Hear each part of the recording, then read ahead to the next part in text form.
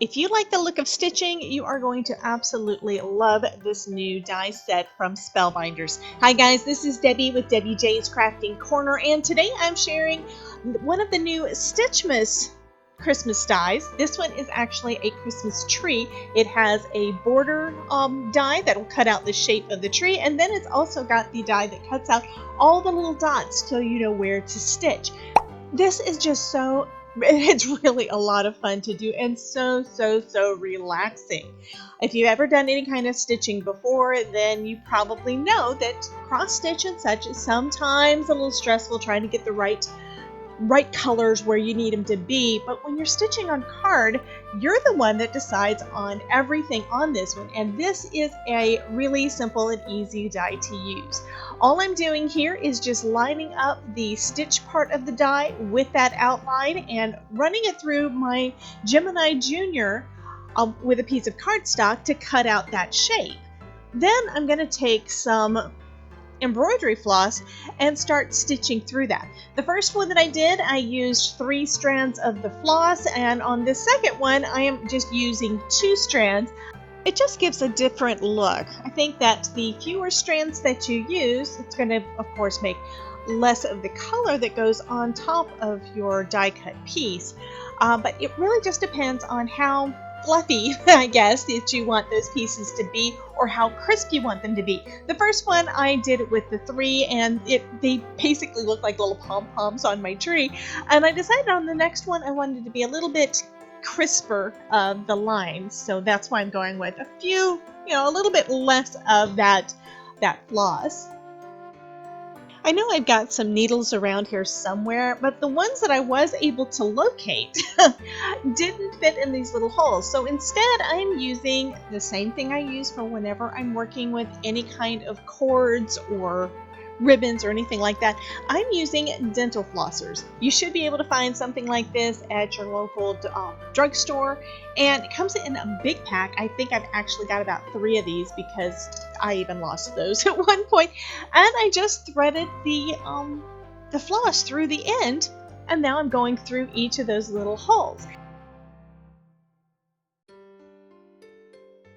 So this is a fairly simple stitch. I'm going through that center hole in the center of the circle, and then coming back out one of the ones on the side. So pretty much all of the part that's on the front is going to be radiating out from that center hole, and then the back doesn't really matter how clean it is because it's not going to be showing when we have this mounted down on the card.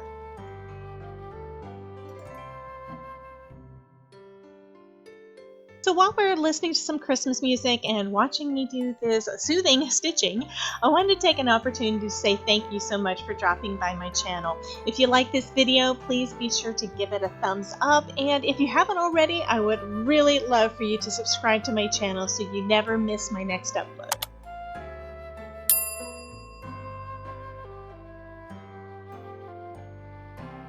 I also used that outline die to cut out several of just the shape of the tree without any of the stitching.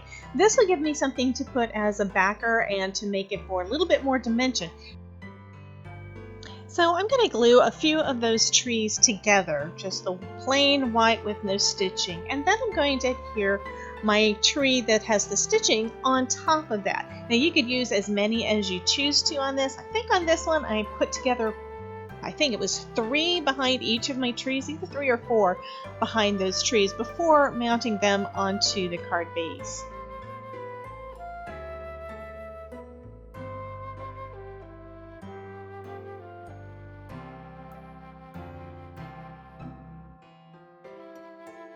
I'm using some poinsettia pattern paper as my background, and the tree is going to be the focal point, but I also need a sentiment. So I'm taking out another of the new stamp sets from Spellbinders. This is Vintage Holidays, and I'm going to use one of the sentiments from that set.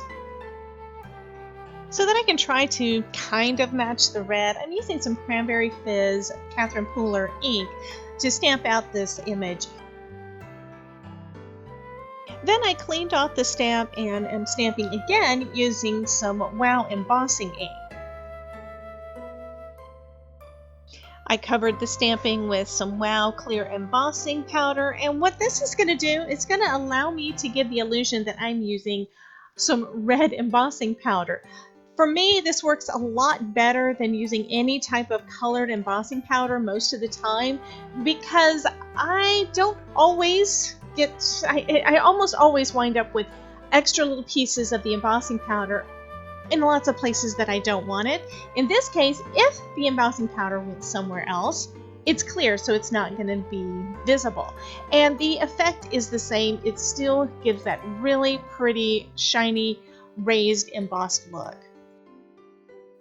After doing a bubble cut around the sentiment, I'm adding some foam tape to the back of it. I think I want to have this popped up just a little bit on my card. So I'm going to adhere down both that sentiment and my little tree onto the front of this poinsettia background.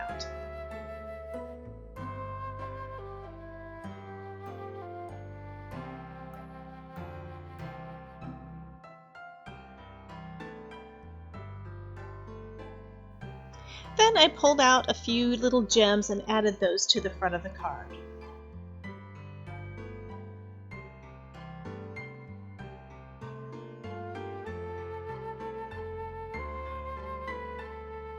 Since I had that second tree, I decided to make a tag. So I cut out one tag. I think this was actually something I had just hanging around from a previous project. And now I'm cutting another one to back it out of that same pattern paper. So I just drew that outline on the back of it, and I'm just taking some scissors and cutting that out.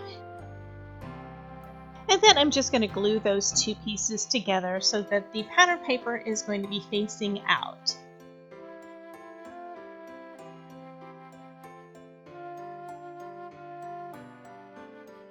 I took my crocodile to punch a hole in the top. Now, most hole punches will work for this, but this one works really well because it has no problem going through multiple layers of cardstock.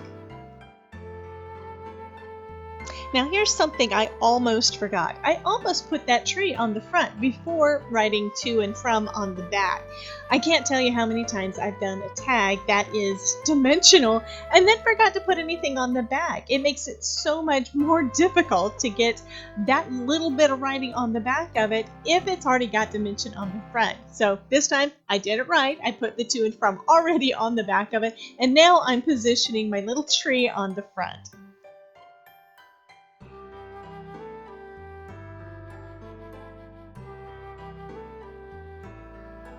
Now I'm threading and tying some baker's twine through that little hole at the top of the tag.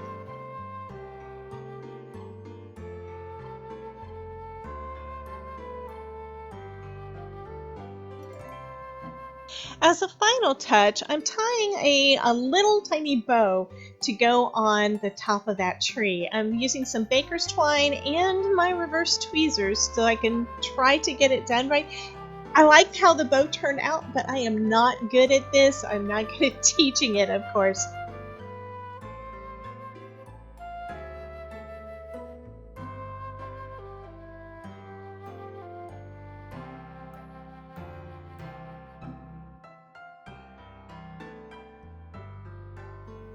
I used some art glitter glue to adhere my little bow in place and used my reverse tweezers to kind of hold it in place long enough for that to dry. Thank you so much for dropping by. I really hope that this video inspired you to do a little stitching on your cards. This was a very soothing and I don't know, it was really a relaxing project to do, and I think that the card and tag set just came out so pretty. Here's another video that I know you'll enjoy. Thanks again for dropping in, and as always, if I can make it, you can too.